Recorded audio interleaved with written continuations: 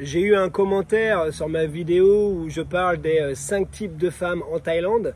D'ailleurs, je vais te la mettre par ici si tu l'as pas encore déjà vue. Me demandant qu'en est-il des hommes pour la Thaïlande. Eh bien, c'est une très bonne idée. Je n'y avais pas pensé et crois-moi, il y a des choses à dire. Alors, tu me connais, je vais pas passer par 4 chemins. Je vais te dire tout ce que je pense des mecs que tu peux croiser ici en Thaïlande.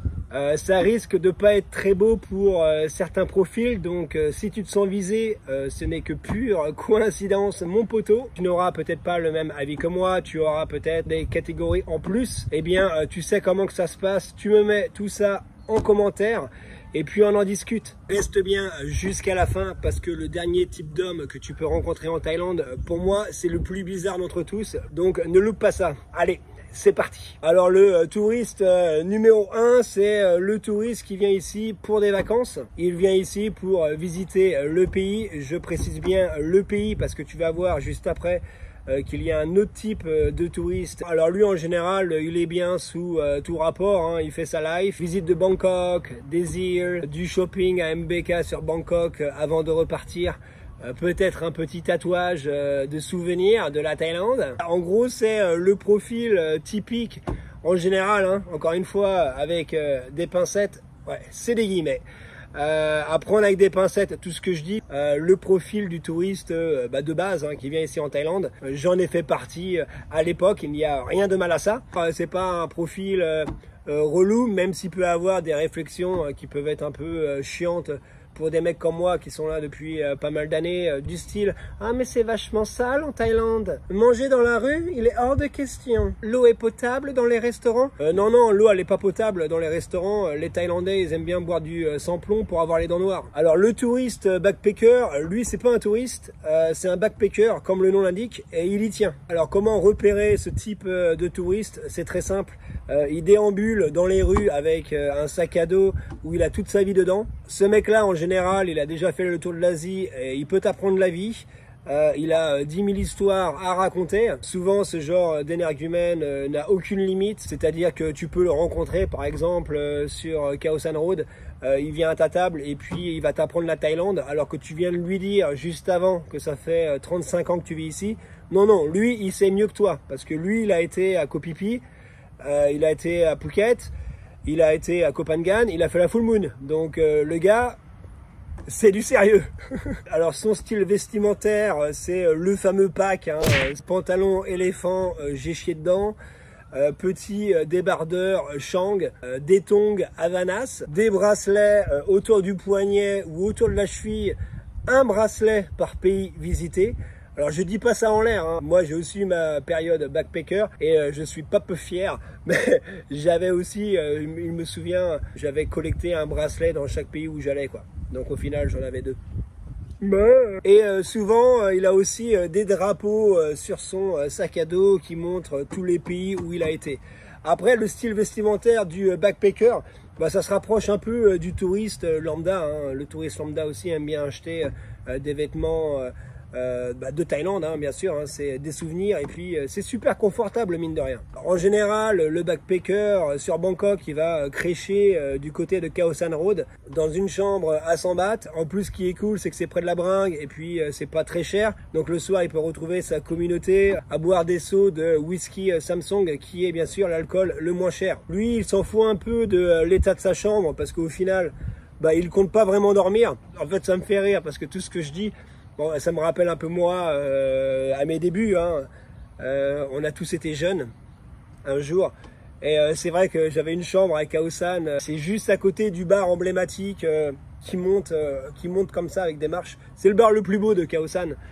Et j'avais une chambre mais vraiment mais juste à côté quoi. En plus je crois que j'avais vraiment payé 100 bahts, c'était mais miteux. Tu pouvais pas dormir, tu avais de la musique à fond les ballons juste à côté. Mais au final c'est exactement ça, tu t'en bats les steaks parce que tu es là pour faire la bringue, tu vas dormir en journée, ta vie c'est un carnage quoi. Alors ce mec là voyage en général en bus et en train parce que c'est aussi moins cher. Tu peux le retrouver sur des plages autour d'un feu de camp avec des gonzes de la même espèce encore une fois à jouer de la guitare. et enquiller des bières. Et pour finir, eh bien, ce type de touriste n'est pas non plus dérangeant dès l'instant que tu ne rentres pas en contact avec lui. On arrive au dernier type de touriste que tu peux rencontrer en Thaïlande. Celui-là, c'est une plaie. C'est le touriste sexuel. On le retrouve malheureusement dans plusieurs catégories. Hein. Le sexuel, il est un peu partout. Il est dans l'expat, il est dans le businessman, il est aussi pas mal présent dans le retraité, mais on verra ça tout à l'heure. Pour faire simple, ce profil-là, c'est le type qui croit que toutes les filles thaïlandaises sont des prostituées. Tu as beau lui dire que tu n'es pas une fille de joie, que tu travailles par exemple, je sais pas moi, dans les assurances AXA ici sur Bangkok, il va te dire ok, but how much? Ce personnage est une cause perdue, hein, il n'en a rien à faire du pays, de la culture, de la nourriture, des plages. Lui, tout ce qu'il veut, c'est piner. T'as des gonzes dans leur tête, ils ont de l'eau, tu leur donnes un petit jouet Montessori, là où tu dois mettre un carré dans un carré, bah, ces mecs-là, ils vont prendre le rond, et puis ils vont forcer dans le carré, quoi. Ça rentre pas! Ça rentre pas! Donc voilà, quoi dire de plus sur ces gars-là, à part que il faut les fuir comme la peste. On va pas s'étaler dessus, je pense que tu as le profil. Prochain profil, nous avons le moche pauvre. Je me fais rire tout seul avec les profils. Ah, donc là on en tient un bon, hein. Pas besoin de te faire un dessin, je pense que tu as compris où est-ce que je voulais en venir. Mais quand même, on va en parler un peu. Alors ici nous avons le type de gars qui n'est pas grand chose chez lui, qui n'a pas une vie folichonne, aussi bien du côté sentimental que professionnel. Et plutôt que d'essayer de se reprendre en main en faisant, je sais pas moi, peut-être du sport, travaillant sur soi-même, en faisant peut-être des coachings, en se formant pour avoir un meilleur travail, ou en essayant peut-être de rencontrer des gens via le biais d'activités physiques ou intellectuelles, peu importe. Bah lui en fait il choisit simplement de prendre la fuite. Alors le voilà arrivé en Thaïlande parce qu'il a entendu sur BFM que les Thaïlandaises n'étaient pas très regardantes. Meilleure décision de sa vie, il passe ses soirées dans les quartiers chauds des grandes villes, et à force d'entendre les mots handsome, Tilak, sexy man, come here, handsome. Eh bien, il se sent plus pissé et il se prend pour George Clooney. Le seul problème, c'est que ce qu'il sait pas en fait, c'est qu'il ressemble plus à George qu'à Clooney. Je suis désolé mec, j'ai été obligé de la faire, tu me connais. Bon là, j'ai vraiment été un peu extrême, hein, bien sûr. Après, voilà, si ce mec n'est pas trop bête, il sortira vite de ces quartiers malfamés. Il trouvera sûrement une copine sur un site internet, dans la rue ou autre. S'il a de la chance, il trouvera une copine qui l'aime pour ce qu'il est. Sinon, eh ben, il paiera.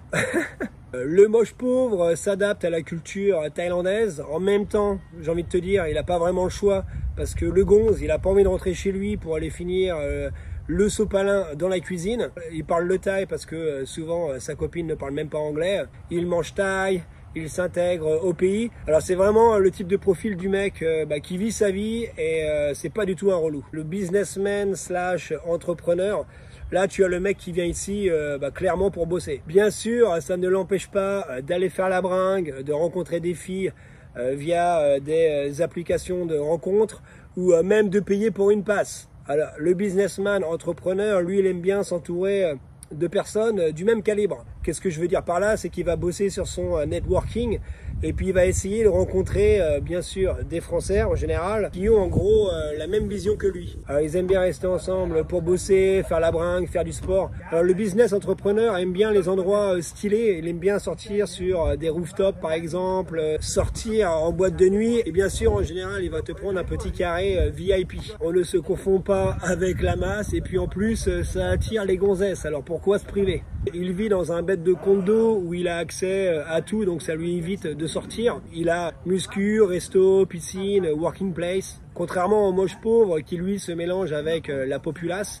le businessman entrepreneur aime bien rester avec les siens, du moins quand on parle d'hommes. Pour les femmes, il va pas aller voir Vanessa, la backpackeuse qui est de passage, mais il va plutôt aller voir Baiboua, l'instagrammeuse du coin. Il est souvent célibataire, il peut aussi être en couple, mais rarement marié. Tu peux être amené à le croiser Soi 11 sur Bangkok ou même le quartier de Tonglo, sinon sur les belles îles de Thaïlande ou dans des restos branchés. Ce type de profil n'est pas vraiment dérangeant parce qu'au final, tu le vois pas énormément dans la rue avec les locaux. Il passe sa vie dans son building. S'il n'est pas dans son building, il est dans celui de ses potes. Sinon, tu peux le retrouver dans les centres commerciaux ou en boîte de nuit. Alors l'expat, là nous avons dans 99% des cas un gonze qui a la belle vie. Il bosse pour une boîte française, donc il a un salaire qui lui permet de vivre en Thaïlande comme un petit prince. Dans certains cas, ses frais sont pris en charge, comme par exemple le transport ou même des fois le loyer. Il vit généralement dans les grandes villes de Thaïlande. Il peut être célibataire, il peut être en couple ou alors il peut être marié avec des enfants. Il prévoit généralement de rester en Thaïlande long terme parce que la vie est quand même plus sympa en Thaïlande qu'en France. Il a donc sûrement déjà investi dans un condominium ou dans une maison. Il peut parler thaïlandais comme au final pas du tout, donc ça dépend d'un profil à un autre. Étant donné qu'il passe souvent la semaine à bosser avec des Thaïlandais, il aime bien réserver ses week-ends pour être avec justement des expats comme lui et puis il s'intègre bien au pays, à la culture thaïlandaise. N'empêche qu'il aime bien quand même avoir son petit apéro de planifier pour le week-end et en général ça finit pas avant 3 h du matin. C'est un profil qui a une vie tranquille en Thaïlande et qui emmerde personne. Le pigeon voyageur, c'est le mec qui voyage entre son pays et la Thaïlande. Alors il y a différents profils, il y a des mecs qui peuvent faire du 6 mois, ça peut être du 8 mois, 4 mois et le reste chez lui ou ailleurs. C'est un malin parce que ce mec là il sait profiter au final des avantages de chaque pays. Il est souvent célibataire parce qu'avoir une vie comme ça, c'est souvent difficile à gérer en couple, mais parfois ça peut être un petit coquinou. Qu'est-ce que j'entends par là? C'est que il peut être marié en France et puis venir en Thaïlande faire des folies. Il n'a pas d'âge précis, ça peut être un digital nomade, ça peut être quelqu'un qui fait les saisons dans son pays et passe le reste de son temps en Thaïlande. Ça peut être un businessman, ça peut être quelqu'un qui vit de ses rentes. C'est un profil qui est super intéressant et qui plaît à beaucoup de personnes. Alors ce mec-là, étant donné qu'il ne passe pas énormément de temps en Thaïlande, il n'a pas le temps, ça va être voyage, bouffe. Alors s'il est célibataire, ça va être Thai friendly, Thai friendly, Thai friendly. Lien en description. Il ne parle généralement que 2-3 mots de Thaï. Il peut être plein aux as ou alors venir en Thaïlande avec un petit budget. Il prévoit parfois de venir s'installer en Thaïlande, donc c'est aussi pour ça qu'il fait pas mal d'allers-retours. Pour finir, c'est un profil qui est sympathique. Il ne fait de mal à personne, si ce n'est peut-être à quelques filles. Alors le galérien, c'est le gars qui bosse en Thaïlande pour les Thaïs, que niveau salaire, comparé à un expat, c'est le jour et la nuit. Il peut bosser à plein temps ou alors il peut galérer à faire des petits jobs part-time ici et là. Il se débrouille comme il peut. Il préfère galérer au soleil que chez lui dans le froid. Donc c'est un profil qui arrive tout de même à joindre les deux bouts. Il n'est pas là non plus à mourir la gueule ouverte. Mais par contre, il fait pas de folie. Souvent, il a une vie simple. Alors il peut être célibataire, il peut être en couple ou il peut être marié. Il s'intègre très bien à la vie locale thaïlandaise. Il peut vivre un peu partout en Thaïlande, mais il est souvent dans les provinces, loin des grandes villes, parce que le coût de la vie est moins cher et surtout, il est tranquille. Il peut se débrouiller en thaïlandais ou alors il peut carrément le parler couramment parce que il travaille avec des Thaïlandais ou alors parce que son entourage est thaïlandais et du coup il parle thaïlandais couramment. Il ne recherche pas spécialement à rencontrer des étrangers et en général encore moins des Français. J'ai dit que c'est le mec qui galère, alors qu'est-ce que je veux dire par là? C'est un peu le gars qui vit le jour, donc il sait pas exactement ce qui va lui arriver dans 6 mois.